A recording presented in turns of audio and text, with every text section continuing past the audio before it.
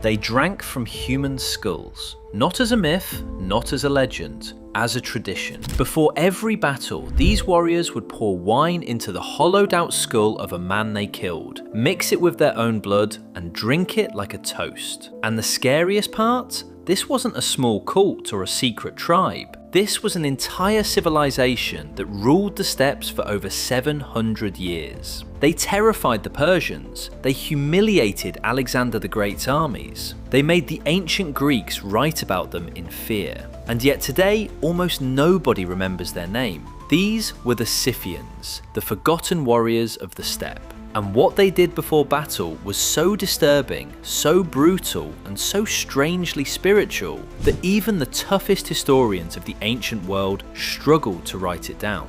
Let's go back to around 700 BC. The grasslands of Central Asia stretch endlessly from modern-day Ukraine to Mongolia. No cities, no farms, no roads, just wind, grass, horses, and the people who lived on them. The Scythians weren't farmers, they weren't builders, they were riders, born on horseback, raised on horseback, and buried on horseback. A Scythian child could shoot a bow before he could walk properly. By the age of 12, he was already a warrior. By 20, he had killed his first man. And that's where the story starts to get dark. When a Scythian warrior killed an enemy in battle, he didn't just walk away, he took the head. Yes, the entire head. He'd carry it back to his chief as proof of the kill. Because here's the thing, in Scythian culture, you weren't considered a real warrior until you brought back a head. No head, no glory. No glory, no share of the loot. No share of the loot, no respect. So young warriors hunted heads like trophies. But the head wasn't just a souvenir, it was the beginning of something much darker.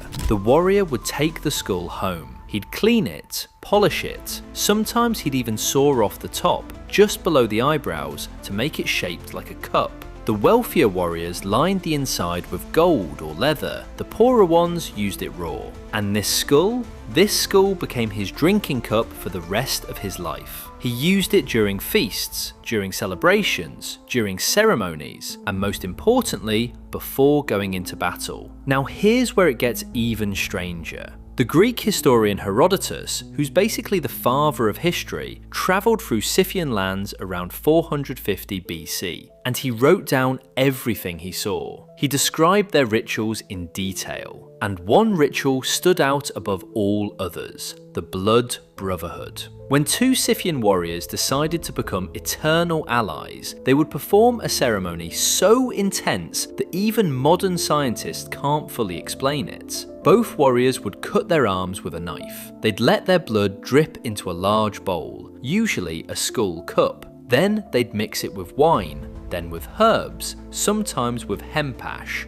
And then they would both drink from the same skull cup, sealing a bond that could only be broken by death. Once you drank from a brother's blood, you were tied to him forever. You'd die for him, you'd kill for him, you'd avenge him, and he'd do the same for you.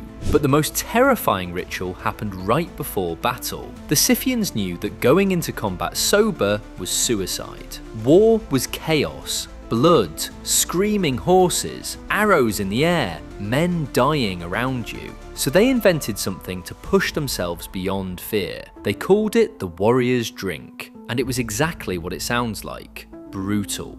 First, they would gather around a fire in the open steppe. Then they'd bring out kumis, fermented mare's milk. Now don't underestimate this drink. Kumis isn't soft. It's slightly alcoholic, sour, and hits the body fast on an empty stomach. But that was just the base. Then they would throw cannabis seeds onto hot stones inside small leather tents. Yes, cannabis. The Scythians were the first known civilization in the world to use cannabis ritually. Herodotus wrote that the smoke filled the tent so thickly that the warriors inside would scream and howl with joy. They'd inhale until their bodies shook, their eyes would go wide, their fear would melt, their pain would disappear. And then, after the smoke ritual, the final act began. Each warrior would pour wine into his skull cup. the skull he had taken from an enemy, the skull he had cleaned with his own hands, the skull that reminded him every single day of who he was. Then he would prick his arm with a small blade and let a few drops of his own blood fall into the wine. He'd swirl it, raise it to the sky, whisper the names of the gods,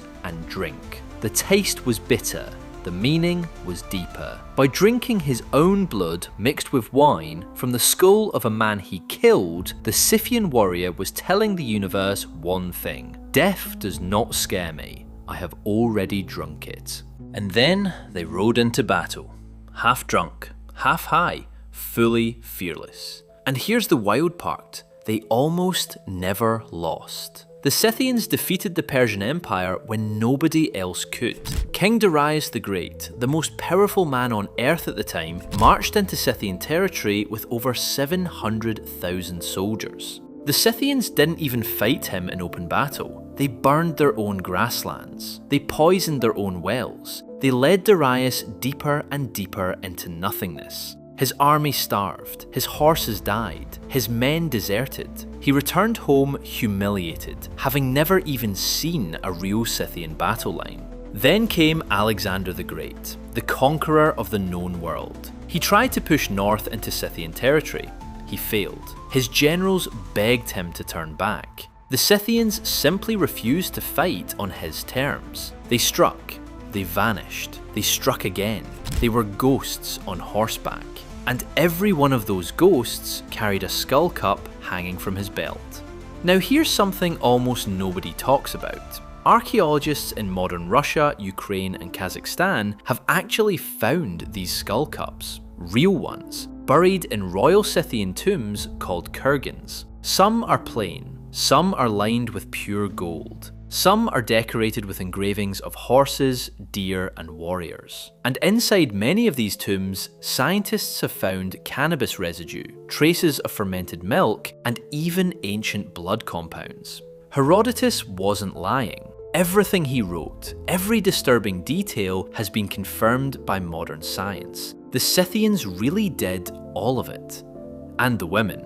Oh, the women. This is the part history almost erased completely. Scythian women fought too, side by side with men, with bows, swords and battle axes. Archaeologists have found female skeletons buried with full warrior gear. Some had battle wounds healed over, some were buried with skull cups too.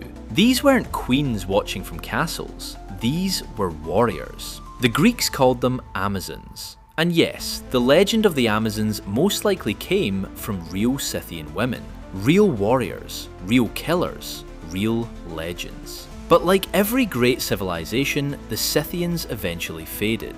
Around 200 BC, new tribes from the east, like the Sarmatians and the Huns, pushed them out of their lands. Their kingdoms broke apart, their warriors scattered, their language died, their gods were forgotten. And slowly, the world stopped speaking their name. But their blood, their DNA, their culture still flows through the people of Central Asia, Eastern Europe and the Middle East today. The Scythians didn't disappear, they just dissolved into history. And maybe that's the most haunting part of their story. A civilization that conquered fear itself. A people who turned the skulls of enemies into cups, the blood of brothers into oaths, and the smoke of plants into courage. They lived without cities, without temples, without writing. And yet they left behind something more powerful than monuments. They left behind a question. How far would you go to become unbreakable? If this story shook you, hit that subscribe button and join the Alternate Past family for more lost civilizations like this. And tell me in the comments, could you ever drink from a skull to become a warrior? Yes or no?